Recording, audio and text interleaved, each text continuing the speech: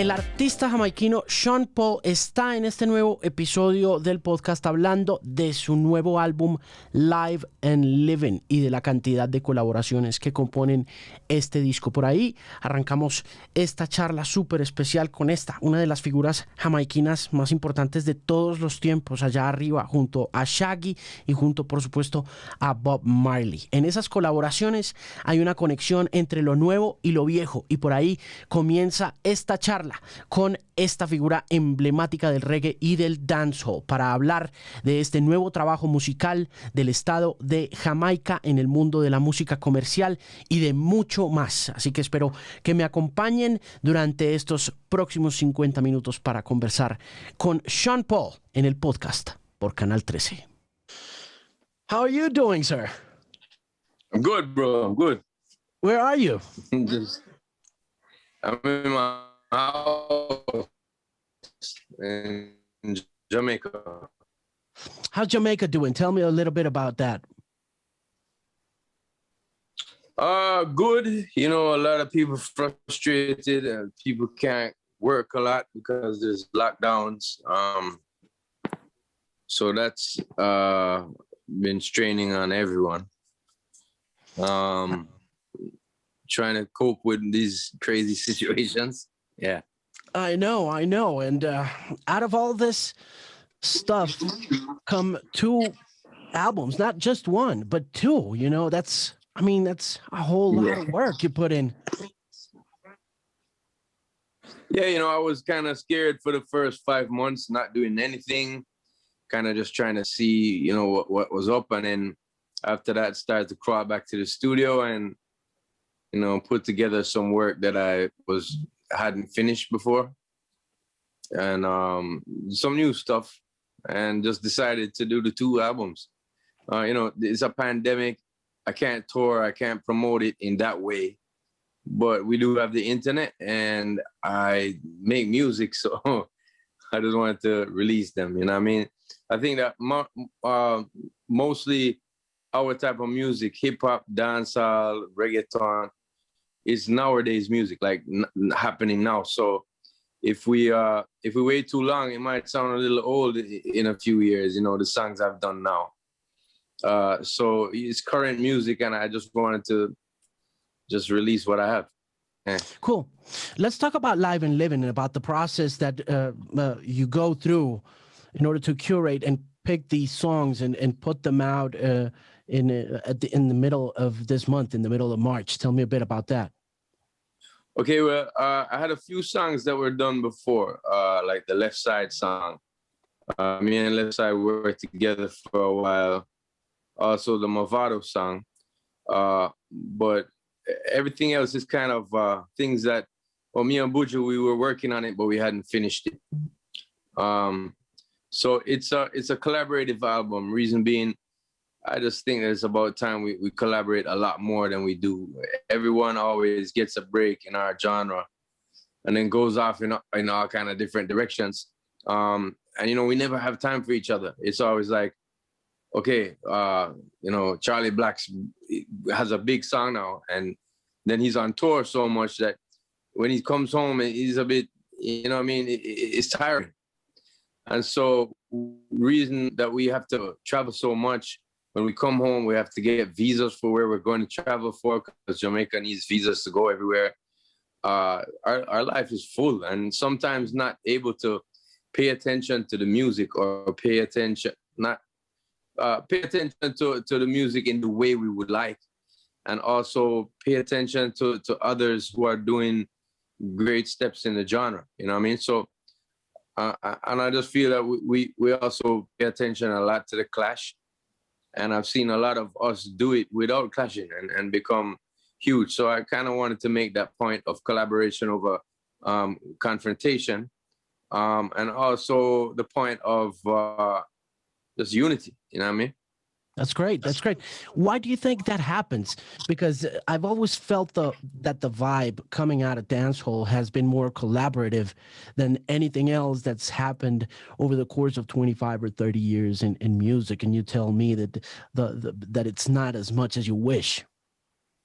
Yeah, I mean, when you look at it, me and Shaggy haven't done many songs. Me and Junior Gang haven't done many songs. Me and Bounty haven't done any songs. Me and Beanie haven't done any songs in a while. I've done a couple with him. You know, I just think that it's about time that I do, me personally. In the genre, yes, we've been a collaborative genre in terms of me working with a lot of people. And I think that a reason for that is that, you know, what we do is pretty innovative and pretty hot. And a lot of people kind of, you know, come to Jamaica to work with the next hot thing. And I've been that for quite a few years now. And as I said, it takes time out of your life, you know what I mean? With Charlie Blacks, he starts to tour a lot when he gets that big song. Same thing with Busy Signal. Same thing with Conscience. You know, these younger artists come up, and we would love to work together, but the scheduling is crazy. And when you come home, you're kind of behind the track. A lot of times, you will hear in Jamaica a dancehall artist that is being, you know, big in Colombia right now, or big somewhere in the States. He has songs that are really working. In Jamaica, he's no longer the hit thing because he left. He had to go away and tour so much. So it's kind of like an out of sight, out of mind thing. You know, where if you're not here doing these interviews and stage shows that are here in Jamaica, then they stop kind of paying attention as much. You know, Shabba Rank still makes music. So does people like, you know, who can I say? Cabra from now to then make music, but it's not always that they're paid attention to in Jamaica. Simply being there's new ones coming up, and there's more people, you know, ready to make music and ready to consume music. And if they can see you, you know, in their sight, then they pay attention a lot more. So this is an effort to kind of, you know, break those type of trends, the fatigue that we have, that we can't, you know, get to work together with each other, you know. Just my effort to be the change that I want to see, you know. How do you choose the songs? Whatever comes, you know. I don't never ever say, let me write a song about this or a rhythm like that. You know, we go to the studio. I start working on rhythms. Sometimes it's a quick. That is a song on the album called Spaceship. We had built the rhythm, me and my brethren News from Money Matters Entertainment. He did the drums, I did the bass, and it was pretty simple and pretty dope, but we didn't know what to do with it. And then my brother came about a week later and heard it, and I was like, oh, this is dope. And he found a sample for it. And when we found that sample, it was like me and Suko from Ward 21. We just started writing a song. We didn't know if it was going to be a song with me and him or a song for me and someone else that he was writing the parts for. But in the end result of that night, it just felt good. And it's a really good kind of party vibe.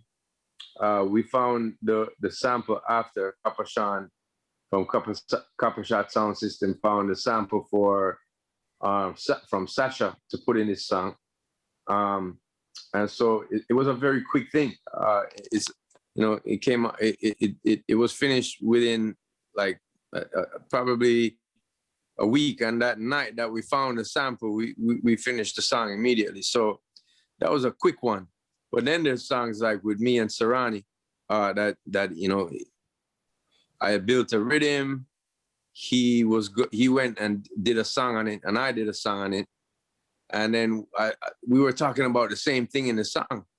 And his chorus was really strong, and my verses were really strong. So we put those together and just made it be one song. And it worked so perfectly. So it's not something I really plan out. It's not something that I you know, always know exactly what the finish is going to be like. But this one just came, this whole album in general came together a lot quicker than usual times. And again, as I said, it's because I was not touring. I usually tour 6 months out of the year. Right. I'm always in and out. 2 weeks here, 3 weeks away, 1 week home, 4 months away. You know, it is draining, and it does kind of help you to kind of lose focus.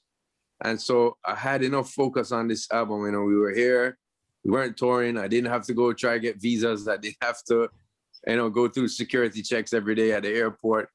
I was just in the studio, and I'm still inspired to make music, so I did. That's it.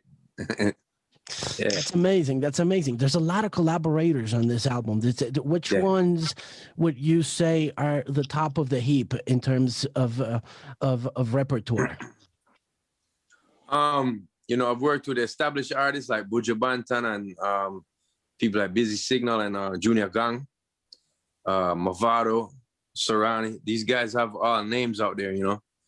But I've also worked with people who are just very dope MCs that don't have a name out there right now, like Soto Bless, Lugaman. He has a name but has no current hits. Rasa Joy, someone who I worked with on the album too, and Chiching Ching. Those 4 guys I mentioned are in a song called Bossa Bubble, the remix. And that's a real fun song. And it's a remix of a song that I released last year.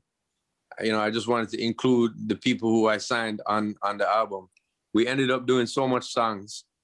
There were songs with Assassin also, even though he does feature on a remix version with me and Mavado on this album. We did another song that was gonna put that on this album, but just too much songs. So I kind of left it to be what it is in that respect. And I think that a lot of people just didn't expect this type of album from me. No, it's a more hardcore album. It's more, you know, collaborative effort. There's a lot of collab songs on there. There's 16 songs, and 15 of them I'm working with other artists on the track. So only one song that I did, single song. And, you know, it just feels good. Sorry. Let me ask you about that particular thing, about people not expecting this type of album coming from you, being so successful in the mainstream, because everything you touch in the mainstream over the course of 20 years just pops. It's just huge. Every single song you're on is a hit. Thank you, bro. And it's a fact, man. You don't have to thank me. I mean, it's like, it's crazy. We play these songs on the radio; they become staples of pop music. And yeah, bro. And it's and I was wondering how leaving that, is that a comfort zone for you? You know, the fact that you get on a Dua Lipa song, the fact that you get on a Sia record, and it just makes it brighter and bigger. But you decide to go back to the roots. Is it leaving the comfort zone? It's a comfort zone in terms of, you know, when you do songs with a popular artist who's popular right now, or someone who's on the come up, it's a comfort zone for the numbers, for people to feel that their investment has been a good one. So I'm talking about record labels right now. They would more so want to see me do a lot of songs, you know, that are collabs with people who have numbers, you know, streaming or just people that are becoming huge. And I want to do them too, for sure.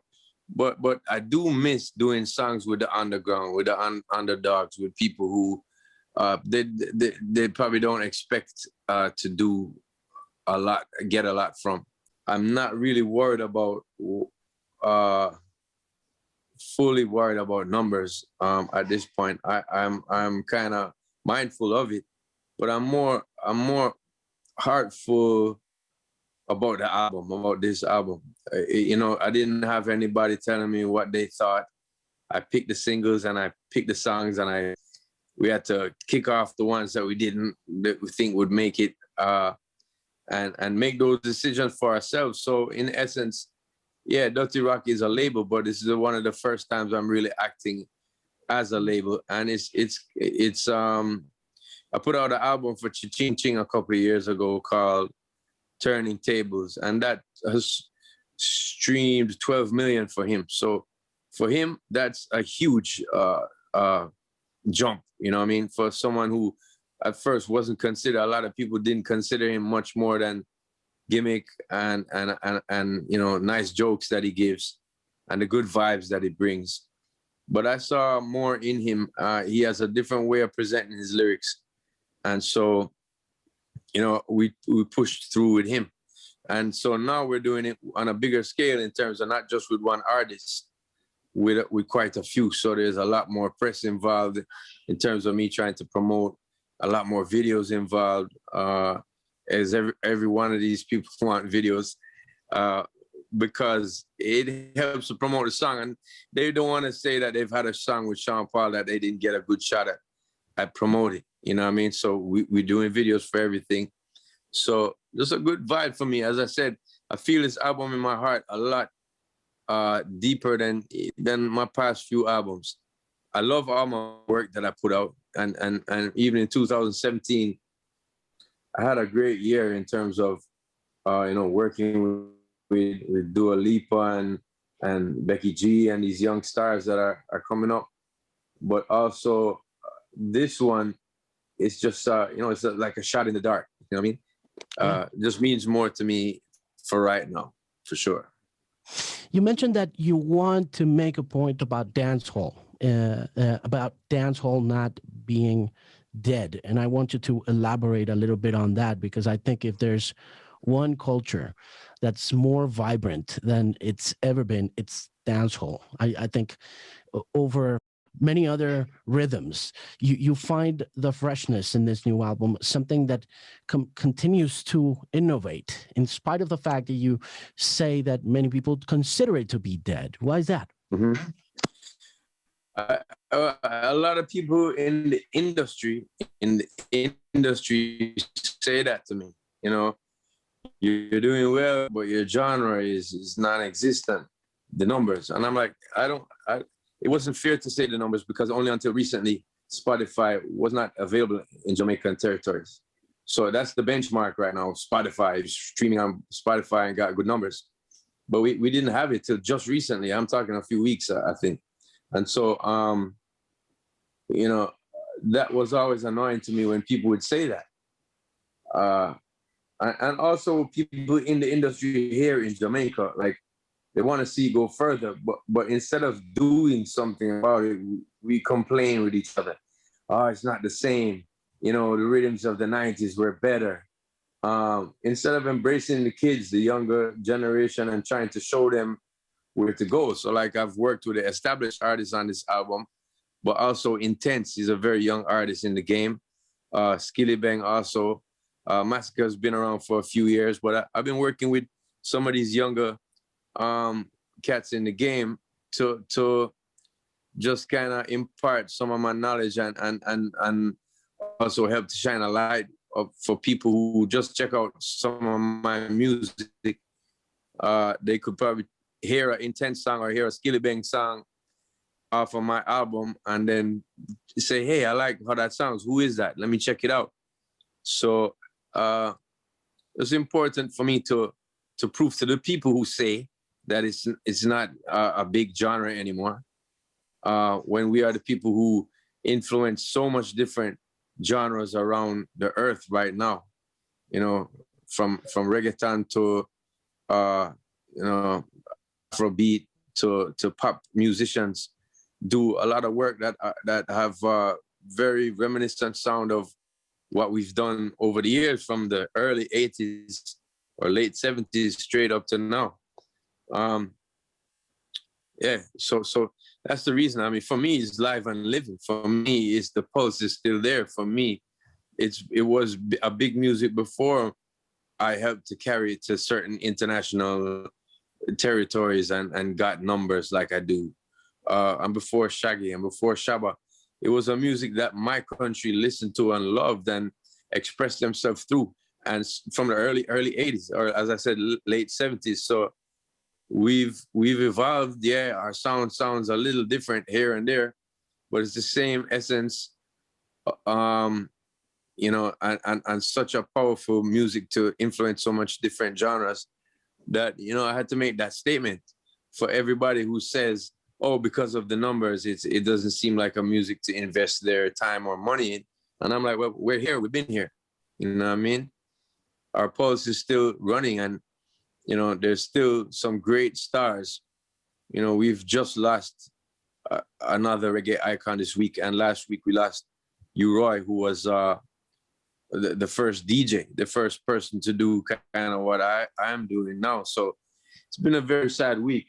Big up to RIP to Roy and Bunny Wailer, and also Toots. In this past year, it's been a very trying year for us. It has. So I think that has something to do with my mind state as well. You know, we've lost some great ones, and it has something to do with my mind state of why I call the album that, because I think people, you know, they come and they love it, they recreate it, they do their own music and package it that way and call it what it is, what they want. And then we don't get the accolades. And even when we win a reggae Grammy, no one posts it, no one shows it on the TV, you know, we're not broadcasted. So for such a big genre, I just feel a little slighted, and I wanted people to listen up and to check the pulse. You know, we're still here, still doing our thing. Tell me about the impact of Bunny Livingston and Bunny Wailer. I saw your post, very heartfelt post on Instagram. You just mentioned a couple other representatives of the genre. How impactful was Bunny to you? You know, Jamaica is not a huge island. So when someone gets that famous, especially in the 70s, it almost feels like you're related to them, like he's my uncle. You know what I mean? So I'm gonna miss the figure, even though I didn't see him regular nowadays. Every time we did see someone like Bunny Wailer, it reminded you of your roots. It reminded you of how big the music got with Bob Marley, and it reminded you of you know, past times,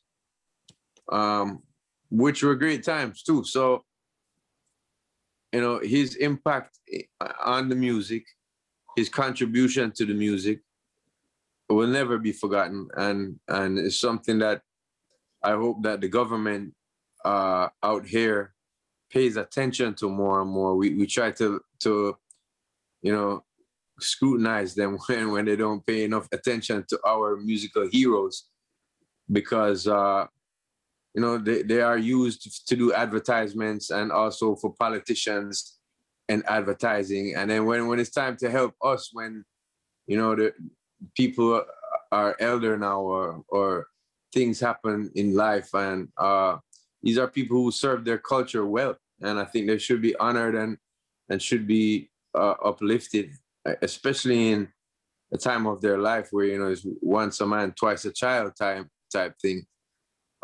They should be honored, man.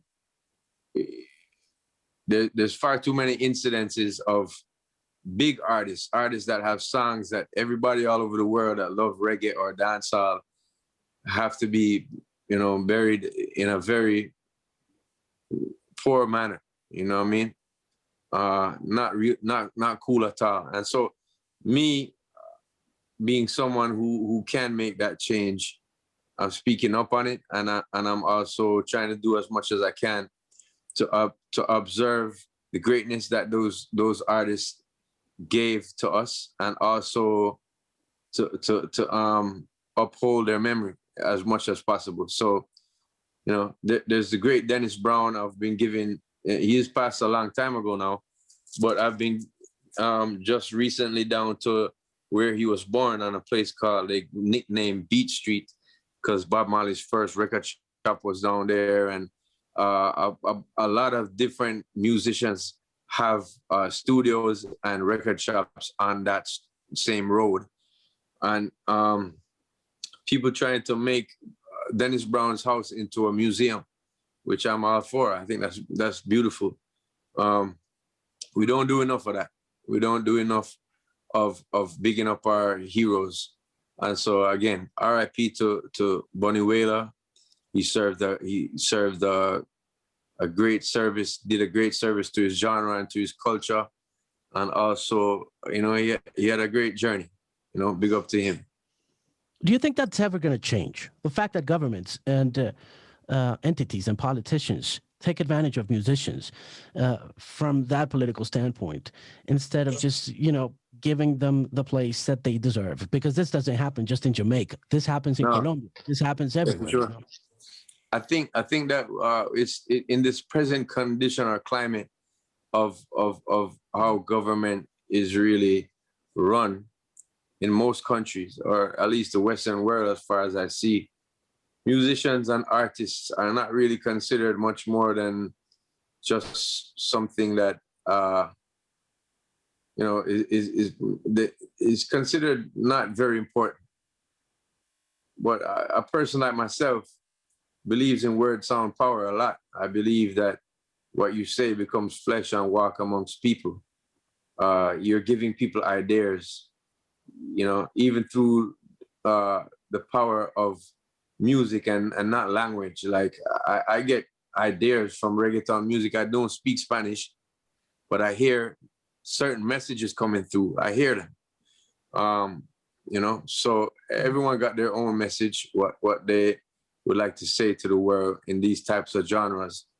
And I think it's looked upon by most governments or most people in society as come and go music. And so I try to make music that stays for a while. I've had some hits now for about 20 years, and still trying to make more memorable music. It's an important thing to try to do that, even if I have 1,000 songs and 3 of them are memorable, then that's a great job for me. Because I've taught someone to feel with their emotions. I've taught them by certain lyrics. I've taught them to expand their thoughts, and that just feels good. And I've got my ideas out to the world, to the universe. So, no, I don't think at this present time governments or anything like that, people in positions like that really give enough respect to musicians, because they know that we're powerful enough to sell perfumes and lighters and concert tickets and even radio time. So they just use when they would like, and it's up to the artists to be exploited as they wish, I guess. But as long as my message can come through, then it's a good look for me. So some people might look at that as, that's not too, that's more of a sell-out situation. But it depends. Like I've never done an ad. I've never done advertisements, really. Why not? Because mostly my brands and me, I like to buy my brands. Yeah, I buy this if I want. I don't want them to tell me what I must do with my life. You know what I mean? So, and my music will provide for me as long as I can make some decent music. So that's how I look at it. And I don't really look at it as selling my soul if I do an ad. But it makes me a little uncomfortable at times, where they're going to tell me what to wear and what not to wear, and when to post and when not to post, and all these type of things. I think that it's a good thing for me to be as free in my mind, so that I can reflect life as free as it is. Life is really something that takes place by, on its own, and we are to reflect that. That's it. When you work with young musicians such as Intense, what do you teach and what do you learn from that experience? Wow. I learned what kids think is hot, and I kind of am reminded of certain similar things that took place when I was a teenager. Like, oh, I see why they like this kid, because he said this and he said that. It reminds me of that artist, and I can identify with it. And that's always good to keep me or to keep my music on the trend where it is right now. As I said before, dancehall music and reggaeton music and hip hop, it's current music. It tells you what's happening like now in the last couple of weeks, what we've been experiencing or what our dreams are, what our hopes are. So it's something that's a great thing to learn from them. But what I teach to younger artists is just by example. You know, when we shot the video the other day for me and Intense, everything was very on point for my team. And also, I shot a video with Skilly Bang the other day. And just to show them my professionalism, you know, I learned from Beyonce when she stepped in the room when I first worked with her. I learned how focused she was on the song, on the project. I learned how focused she was on the promotion of it after. And I learned from that whole experience. I mean, when I started to do music was before she was in a group or before any of her records came out. So I could have been ignorant and said, I'm not learning from this little girl. But she had something to teach me, you know? And by example, I see how her team moves. And that's it. I don't really have to sit people down in a corner to teach them anything. They probably wouldn't retain it. But there's sometimes, you know, you just have a camaraderie with them, with younger artists, and you bust two joke and talk, you know, some humorous stuff, and then you get to know each other more. And then there's instances where I can actually show them and say, hey, I didn't do this like that, but for everybody does their own thing. You can, you know, you can do what you want, but I'm just telling you, from my experience, that would be, you know, a no-no. And there's times like that where you know, I can teach them and lead them, but mostly by example, mostly by, you know, how to conduct myself in an interview, how a video might be very long and tiring, but as they say, ready, shoot, I'm up and I'm there in the focus of the video. And it's all for the betterment of the music and how it's presented. So I think that I do teach by example in that respect. I have a very strong focus and drive when it comes on to what we want presented to the people, and that's where I can be helpful to a younger artist. Like with Ching Ching, I am someone who kind of mentors him. I don't have him signed to my production. I don't have him signed as management. He's been managed by someone else, but I still do help him valuably, like also a management without getting paid for that. It's just something that I believe in him, and I put out records for him. That's it. You're an innovator and you're a leader, and you are someone who, in spite of all the hard work you've put in, because I mean, like you say, you practice what you preach, and that's the best example. I totally agree with you on that one. But my question being, do you consider yourself lucky given the current environment in the music industry, all the streaming stuff, what you were saying about the numbers, the KPIs and all that stuff? Do you consider yourself lucky in spite of having worked your ass off and just, you know, being where you are because of who you are and all the work you put in? Yeah, I do. I mean, I kind of caught the last part of the music selling in terms of selling records on a big scale. And I saw that, and I seen the transitions. I was in a perfect place for my music, my genre, to break internationally at the time that I did. You know, as I said before, Bob Marley paved the big highway for us to walk on. And then people like Shabba Ranks came and built it up more. And also people like Shaggy came and built it up more again. So by the time I came, it was a perfect time for international dancehall to just break off even bigger. And, you know, that's a very lucky position to have been in. It came from me loving the music and being prepared as to when I did get an opportunity in any respect, whether it be, you know, a small contract with VP Records or a bigger contract that VP Records and Atlantic Records got together on my project to do. It's all been step by step for me. And now at this point, 20 years in the game, a little over 20 years in the game, I'm able to be a teacher to younger ones. You know what I mean? Sure. If there was anything over the course of these 20 plus years that you could change about your career, which would that be? Or what would that be? I wouldn't. Maybe I would have done these type of albums a lot earlier. Maybe. But I don't like to say I would have changed this or I would have changed that, because, you can never plan for your life. You can plan for the day to day and the year to year, but there's things that will happen that just, change your life completely. Like me, I thought I would be a swimmer for my country in Olympics. You know what I mean?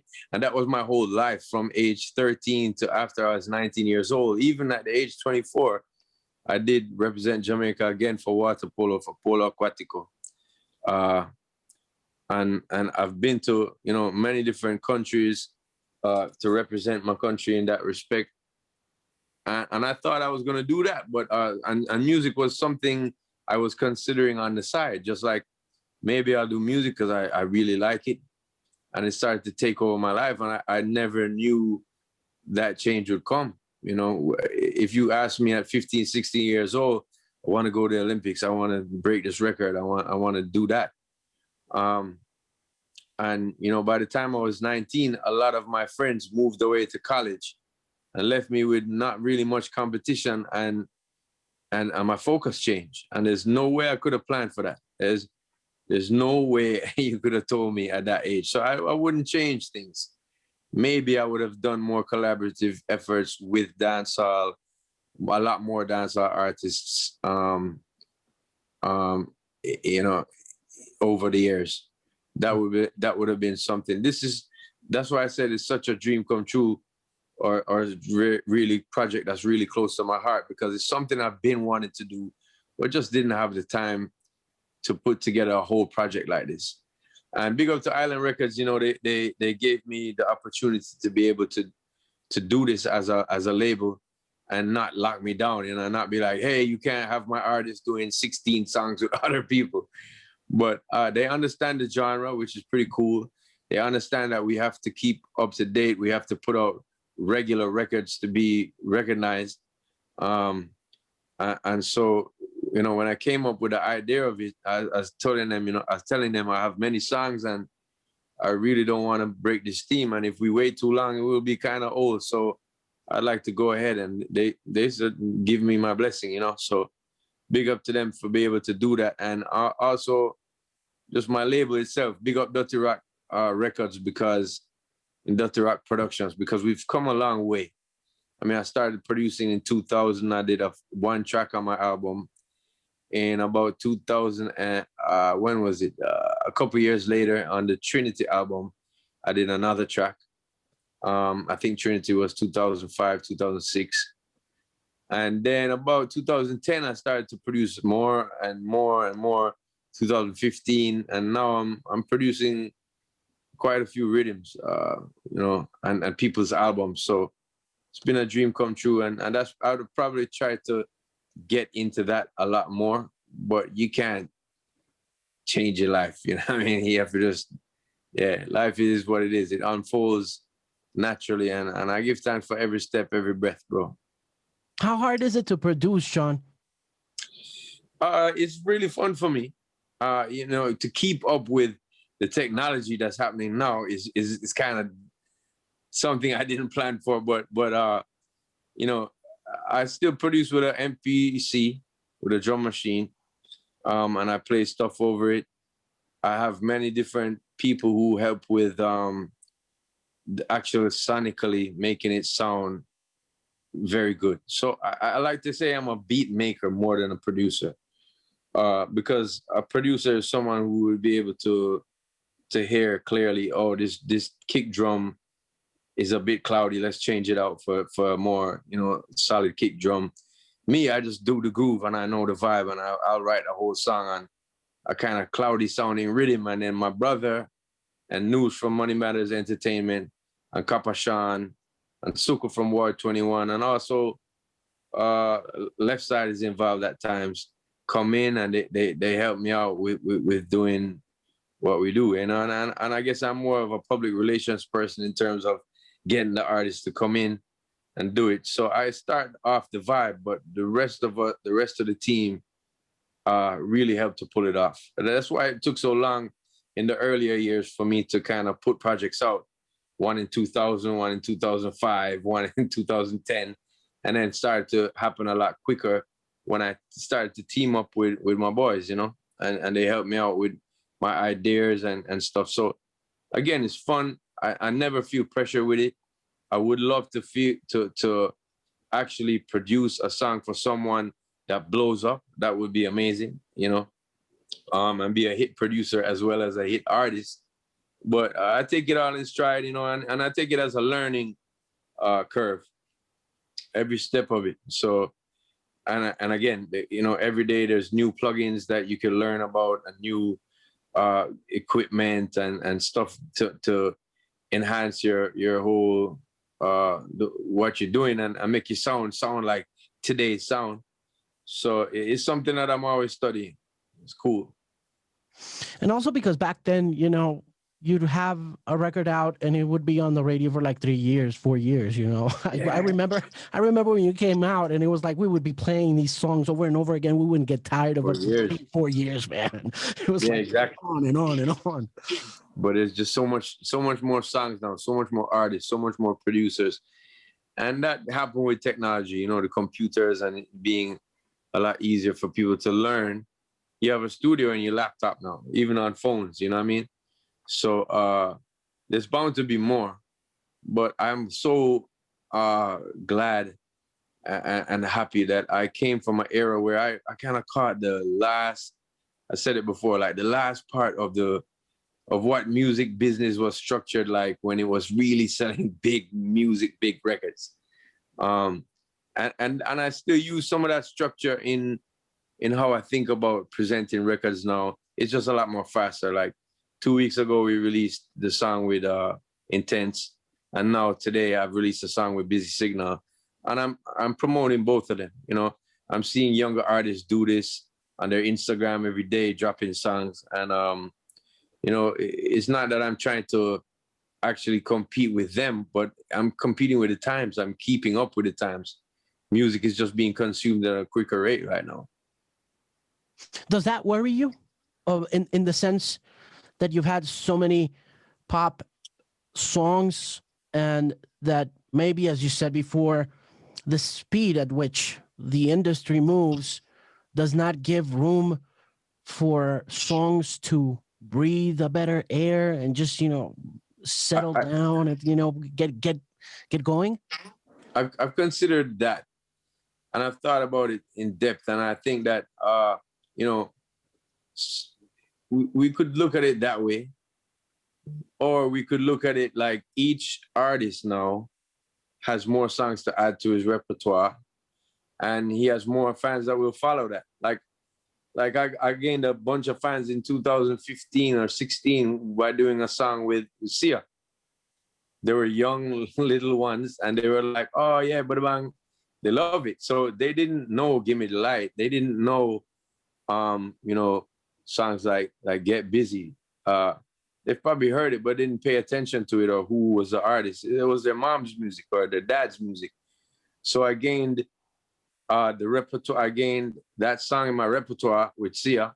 Big up to her. And then I gained more fans that are younger and older, because she has a crazy fan base. My mom loves her and my niece loves her. So I tell you, she's very talented. So it was great to do a song with her and then put it in my repertoire. And now those kids are learning Get Busy, and they're becoming 10 and you know, 15 years old, and they're like, "Oh, that same guy sings those songs. Now I get it." And so when I go to a concert, they're there and they know my repertoire now. You know what I mean? It's on YouTube, it's on the Vivo and the Spotify's and all this. So I mean, where one door is closed, another one is open. So yeah, maybe a song doesn't play on the radio forever again. However, it's in my repertoire, and the people who are my true real fans, they check it out and they're like, oh wow, it's cool. So I will go to a concert and say a song like She Doesn't Mind. It didn't go to #1 everywhere in the world, but it went to #1 in quite a few places, and it's now in my repertoire. So even 5 years from now, people who missed that, they'll see me at a concert and see all of these fans singing it and say, boy, I didn't know this song. Where was I? And they'll get it. So there are positives to the changes. You just have to be able to look at it in that respect. When it comes to lyrics, has anything changed in this new album? And what have you learned about new generations? And you were mentioning, about things that they say or that they sing about that you take in and that you learn from. Has anything changed lyrically? Have you noticed a change? Yeah, a lot of the younger cats right now are putting spaces in their songs. In terms of when I was a youngster, we were trying to eat every space in every bar. We was very, very the cadence was very rapido. But now there's a lot of kids kind of giving spaces and making statements, and that's a style now. Where so it's something that I learned and used in the song Everest, which is the last song on the album.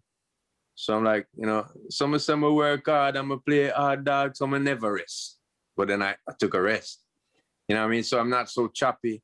And I learned that kind of style from what these younger kids are doing. In terms of what they're saying, sometimes I'm not too down with all that. You know what I mean? We've become a lot very complacent with violence and some wild out behaviors that we speak about in songs. So for that part, I tend to, learn from the style that they do, but I still don't try not to go down the road of following what they're speaking about, so to speak. Some kid's gonna come around speaking about a new drug, and then I'm gonna follow him. Nah, some kids gonna come about singing about guns, and I'm gonna follow them. To me, no, but I will learn from the style that they're presenting the lyrics in. Do you feel like hip hop has stagnated? Because I feel like everything sounds the same. Sometimes I just feel that, I don't know. For me, I as I said, I really loved hip hop when I was 13. And then it was a point in time when I was about 17 where I was feeling a lot more Bob Marley music and more rootsy Jamaican music. And I kind of fell off of the grid? Fell off of the grid with hip hop for a little bit and started to do a lot more dancehall. And even though they're closely related, I lost interest a long time ago.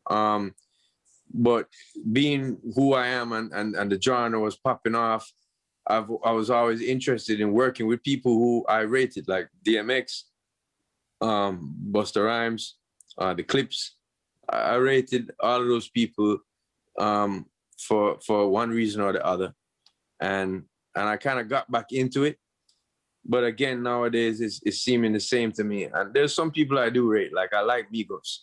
A lot of people had a problem with the repeating verses and the spaces and the whoops and all of that stuff.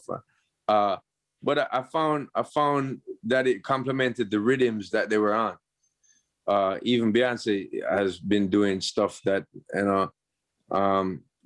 people, Quavo from the Migos wrote. And so I think there's some selective ones I'm picking out. Like I like Tory Lanez as well.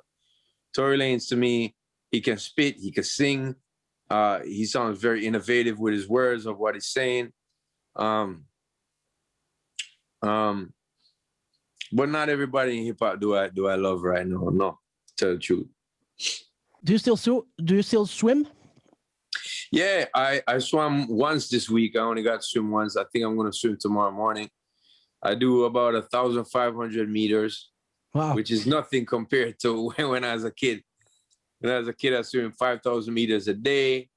7,000 to 9,000 on the long days, which was a Thursday.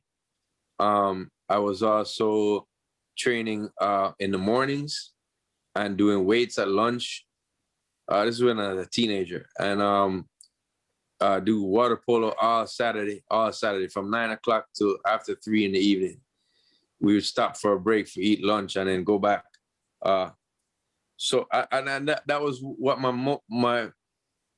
most of my life was. As I said, it revolved around swimming, my friends who swam with me, and also music. Those three things was, what kind of, that was my life. And so even though for years I didn't swim,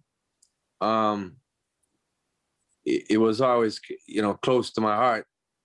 And then for me to keep fit. So I used to play basketball. I played tennis, picked that up after I was 40 years old. But just because it was easy to book a court and hit wherever I was. But my first love of like a game is like water polo, and basketball is in there as well. Cool. But yeah, I still swim. Is there a particular place in the world besides Jamaica where you would love to perform this live and living monster? Wow. I would love to perform all over the world right now. We all want to go out, man. We all want to go to shows and stuff. So it's like crazy. Let us out. Yeah. So, but I can remember a lot of great crowds in Africa. I've been to 20 Africa countries. Also, Colombia has been good. Like South America has been good to me. And Central America as well. And so, places like London is always showed me good love.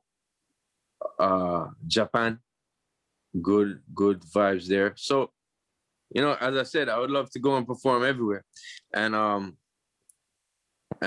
kind of feel the people and feel that gratification instantly. But it's not possible right now. I'm just gonna do what I do, is put out music. We've done a few virtual shows, which I don't mind. But they're more like rehearsal to me. If I can't hear the people screaming, I'm one of those artists that when you put in ears, I get very frustrated. I only use that on a stage that is really bad to hear. But if I'm in I want to hear the crowd. I want to feel the crowd. And a lot of the time when I use the in-ears that are plugged into your ears, you can't feel the vibes of the people. And so for virtual performances, for me, it's a bit like that. It's a bit like just not really actually being full 100% in the zone. So I'm really looking forward to one day performing for crowds, because that just gets me in a place, you know what I mean? No matter if you're hungry, if you're starving, if you need to use the bathroom, when you hear those screamings, you forget all of that. You run out there and you just have a great time. So, yeah. So we look forward to seeing that happen soon. I know it's going to be like the end of 2021 or maybe 2022, but I do look forward to seeing you perform this new great album. Myself, it's an amazing piece of work, man. Thank you. We appreciate it. And I just want to ask you, if there was one song out of Live and Living that you wanted to hear, if you got it on a car, on a van here in Bogota, Colombia, just turned on a station like the X 103.9 FM, and you wanted to hear one of those songs, which one would you pick? Right now, I'm really feeling the vibes of Guns of Navarone, because it was one of the most statement songs that I have on the album. Lionheart was one. The song with Movado is like a prayer to me, and also the song with Serrani, another prayer. But Guns of Navarone is a statement. It's kind of trying to say to the people who don't bring the guns into their own country, but are shooting each other, to look at yourself. You know what I mean? Stop doing that. Jamaica is an island. We don't have a gun factory. We don't produce guns or ammo. But big businessmen who own the wharf, or the politicians who get it in there. Sure, they bring it in, and that's corruption, and that's terrible. But for you to continue to pick up the gun and shoot, continue that circle of violence, it's almost just as bad. It is as bad to me. And so that song, just a statement to kids all over the world. Gangsterism, it comes with a lot of stuff, and what a lot of people glorify in songs and movies are not always the real life of a gangster, you know what I mean? There's a lot of paranoia, there's a lot of pain, and I think that this song is telling kids to think about it a lot more than just the glorification of it. We're gonna play that. Appreciate it, bro. Sean Paul, it's been great talking to you, seeing you once again. I saw you at a press conference like 18 years ago, and it's great seeing you virtually again, man. When I was a kid.